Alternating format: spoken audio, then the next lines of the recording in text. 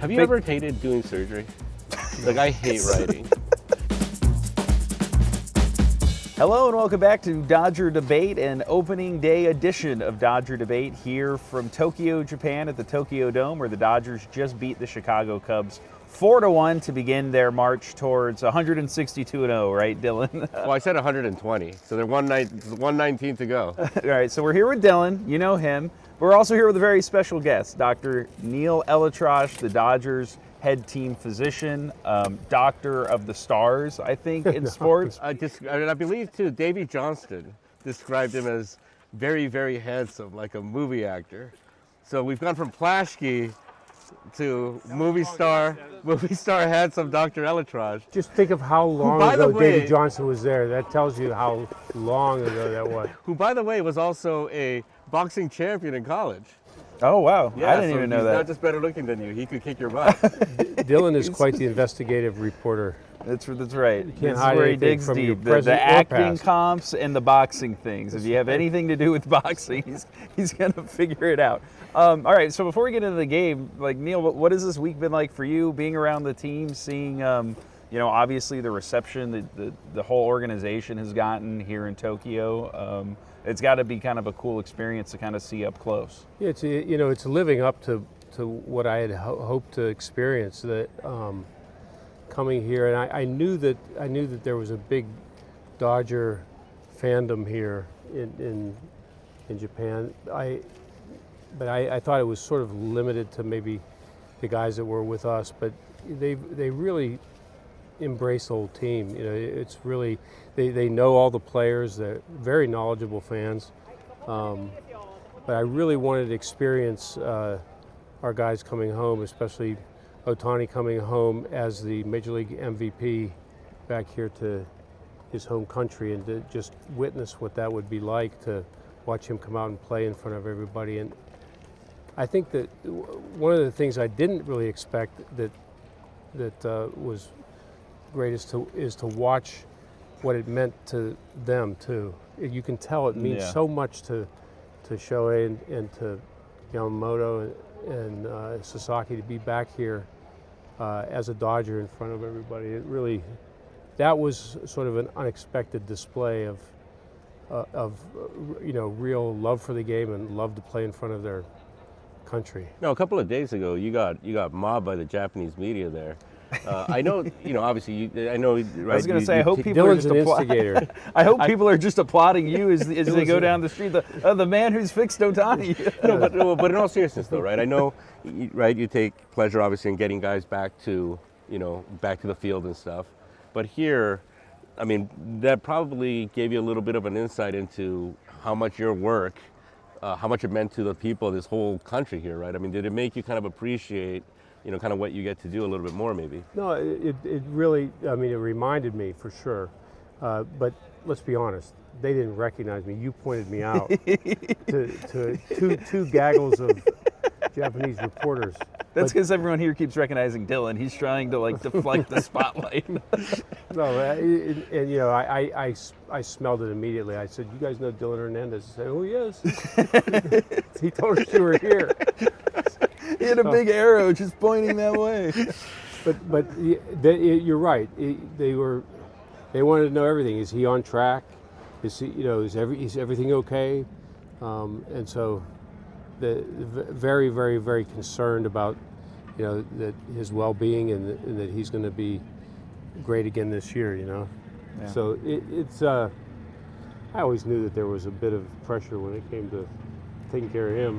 Did you think about that at all when you were operating on him? No. That you would be banned from ever entering Japan again if you messed it up? No. That would be If I did, I'd be frozen. I'd be petrified. No, the only person I ever had those thoughts go through my brain was when I operated on Frank Jobe, because then I knew there would be nowhere for me to go professionally or any other way. Speaking of another Dr. Elitrosh, I don't know, patient, I guess they're all patients, right? Yoshinobu Yamamoto, who obviously, struggled with injuries last year, came back at the end, pitched great in the playoffs. Really seemed like he carried that momentum today. Fastball was up. I mean, he's somebody who I think throughout camp really stood out to people around the team. His bullpens were really good. Even, just watching them with the naked eye, like, bullpens don't always usually stand out, but when he's spotting the fastball in different parts of the plate and the catcher's pointing back to him every time, like, good pitch, and then you kind of get the point of view perspective of his splitter. Like, when he has it working, it's electric stuff. And I think tonight you got a pretty good example of that. He was good with the command early. He really used the splitter to effect. I think he got 9 swings and miss overall for him in the game. He got 11 whiffs total. He didn't really face that much pressure or that much traffic. And I think even, to me, like, an interesting moment is just like how much this contrasted to last year in Korea, the way that game spiraled on him. This game, it starts with a pitch clock violation because the pitch comm machine isn't working. He gets kind of chastised by home plate umpire Bill Miller because he didn't, make eye contact with the batter as part of this new rule under the pitch clock stuff. And it's one of those things, like, those are small little things that happen in a game that maybe, last year when he's first making the transition to Major League Baseball, to the Dodgers, he doesn't handle as well.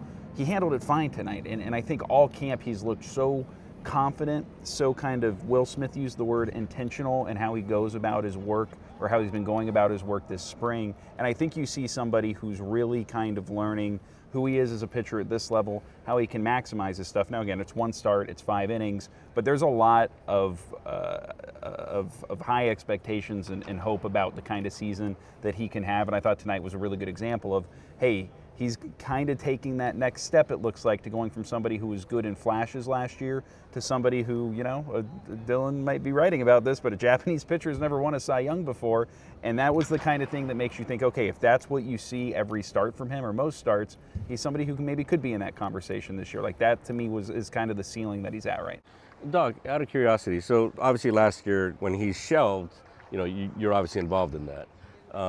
Say through spring training, over the course of the season, if nothing's wrong, do you just kind of watch from a distance, or like how often are you kind of in contact with guys like this? Well, he had the kind of injury that if you catch it early, you can prevent it from going south. And when that injury goes south, it can be pretty significant. But he was with the program. When we explained to him, what we needed to do and why. He wasn't happy about sitting for that length of time. He was constantly saying that he felt good enough to come back, but he went along with it. And I think that you see how he played towards the end of the season. He was really important for us towards the end of the season. But boy, does he look! He's electric when his teammates that are professional pitchers are telling you, "Hey, Doc, watch him. He's electric." Clayton Kershaw, I was commenting to Clayton about how good Clayton looked when he was throwing long toss. He said, "You want to see something special?" He said, "Watch Yamamoto do this." Oh. And so you've got the best in the business that are seeing the same things that we are, and saying the same things. And so it'll be exciting. I really think he can be really, really special this year. All right, and it's kind of looking at the rest of the game. What kind of stood out to you, Dylan? You had Shohei Ohtani, obviously, he comes back playing his first major league game in Japan. He gets that 5th inning rally started or really gets it going with the single. That got the crowd fired up. He had the double in the 9th inning. I think he talked about, or you were in his post game, feeling maybe some nerves about coming back here and playing, which, like famously at the start of the postseason last year said he didn't feel nervousness or anything in that situation. So what did you see from him tonight, just kind of how he handled this moment? And then obviously, playing a really big part in the Dodgers' opening day win. Yeah, so the translation on that got a little bit butchered. Yeah, I saw some tweets. I was in the clubhouse. I was like, oh, he's nervous now. It's interesting. Well, what he said was that he never gets nervous when he hits. Okay. Right? And so that he said, going into that first at-bat, he was like, oh, like I'm nervous. And yeah, I just think this was just so big, right? That, I think as good as these guys are at shutting out the noise around them, I think it was so big to where, it just kind of became part of it, right? We've been watching right on Netflix all these different sports documentaries, the F1, the tennis, and they do a really good job of making it kind of small and intimate for you.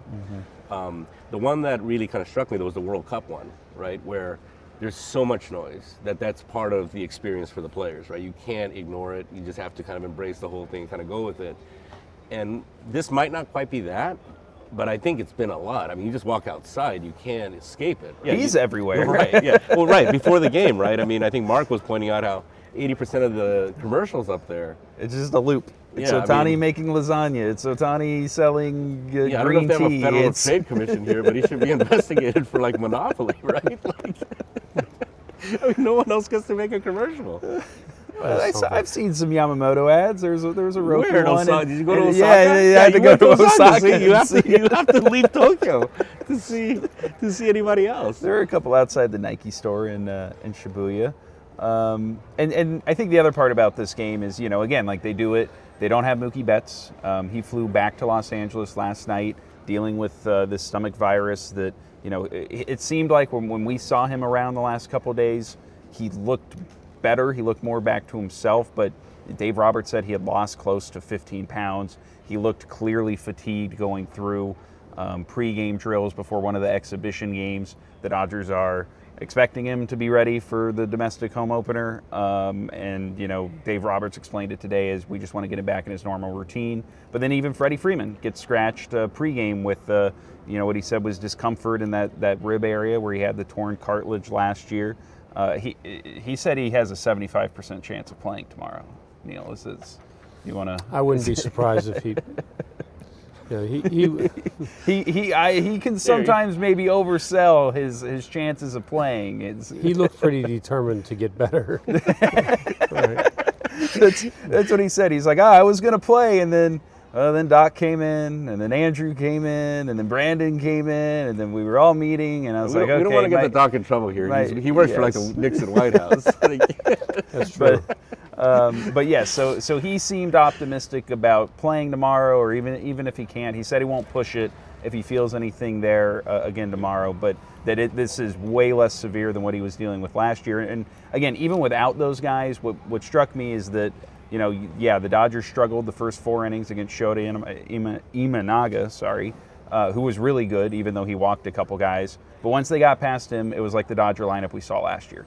They were grinding out at bats. They were stringing together hits. They were manufacturing runs. They put together the big 5th inning. And then they turn it over to the bullpen, which once again looks lights out. Even with, like tonight, they're going to Bing Kasparius and Anthony Banda. And then you get to the last 2 innings, and Blake Trinan and Tanner Scott look like a pretty formidable, kind of closer setup combination, however they're going to be used. Is this the best this team's ever been?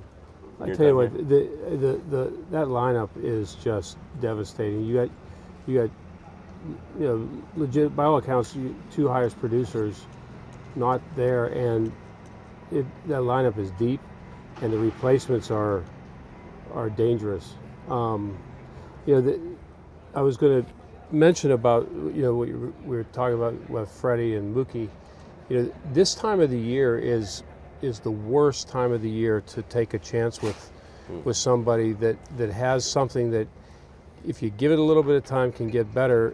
But if it doesn't, if you're wrong and too aggressive with them, Right. then they lose 6 or 8 weeks. Dehydration is one of the worst conditions you can have for muscle strains. You let Mookie come out here and tear an oblique or a hamstring, you're going to lose him for 6 weeks. Or Freddie, if we were a little bit cavalier about that, you lose him for 6 weeks. When you do that at the beginning of the season, you have to start the whole thing over because spring training, basically, you wipe that out. Mm-hmm. You have to start over again. If something like that happens mid-season, they've already gotten into competition form, during the season. So there's a big difference between somebody going down mid-season and then having to sit out for several weeks and being able to come back and pick right up where they were before, rather than, if one of these guys or a pitcher goes down, this time of the year, it's almost like they have to begin spring training all over again. So this is a time of the year to be careful. The people who yell at us on Twitter about injuries are going to be really disappointed to have this kind of nuanced answer thrown at them right now about Well, there's a reason behind all this. Telling a guy like Freddie Freeman that he can't play in the opener in Japan, It's you know. Oh, he that's- didn't just take that with a smile, huh? No, no. I mean, surprise, surprise. He said, "I'm playing." You know, so Wait, you know, who delivers the news in a case? I can't talk. Like you said, this is like See, confidential stuff. Well, you kind of like took us there. No. You just called him But- the Nixon White House, and but now every- you're like, oh, I- do you let have me any just put you secret this way. recordings of your own? Every decision maker that belongs to the Dodgers was there Okay. Oh, so you guys do the gang up on him approach. with Freddie. Yeah. Yes, it did. Even he was like, it might have been like that, but it was smart. He made sure to Right. clarify, like, you know, this was the right thing to do for tonight. Good man. He said that. All right, well, the Dodgers 1-0, 120 win. We got to get the graph in the paper. We of do. them trying to chase down the 0-1 yes, Mariners. I said in spring training they're going to win 120, so it's 119 to go now. All right. You know what I'm really curious about too? You know, I can't remember. I think it was Mitch Hedberg, the comedian, once said you don't want unattractive people delivering the news. You know, so we usually have Plashke here. I wonder if having Dr. Neal here is going to increase our ratings. Oh man. And in that case, I got to go back and face him now that you say this. Yeah, and then he's gonna freak tomorrow when he opens the video. He's gonna think he's been replaced. I can do a good imitation. Right? You can. Yeah, not only can you talk sports, you can perform surgery. I mean, This is tough. You can literally perform surgery. We closed the last video. Plashke, we missed you so much. You're with us here in spirit. I still love you. I still love Plashke. You're using me to bust. What would he think about those Pikachus down there? The Pikachu's really, the whole pregame thing tonight was just like a fascinating viewing experience. And I'm not sure if it was good or bad, but just like, you know, they had him out by both of the dugouts. I think Kike like gave one a shoulder bump.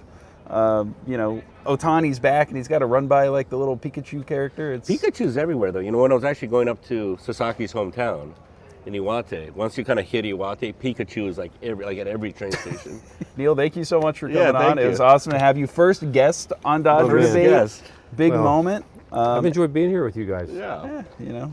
Yeah, I we try did. to have Even some the second fun. half of it, we had you laughing a lot. Yeah, you were smiling a lot. Well, we So got to this go is- back to writing after this. Oh, We're just geez. trying to like Oh, drag that's it on terrible. as long as I know. possible. Unfortunately, it's about that time. Have you Big- ever hated doing surgery? Like I hate writing. Like what do I There's do some to get parts over of my job I'm not crazy about, but it? Other than taking my calls. no, I love your calls. I always learn something when I talk to you. Yeah, I learned a lot today. always something useful, I'm sure. I learned a lot today from you. All right, well, we'll be back here tomorrow. Game 2 of this Japan series. Dodgers open their season with a 4-1 win tonight. For Dylan, for Neil, I'm Jack. Thanks for watching.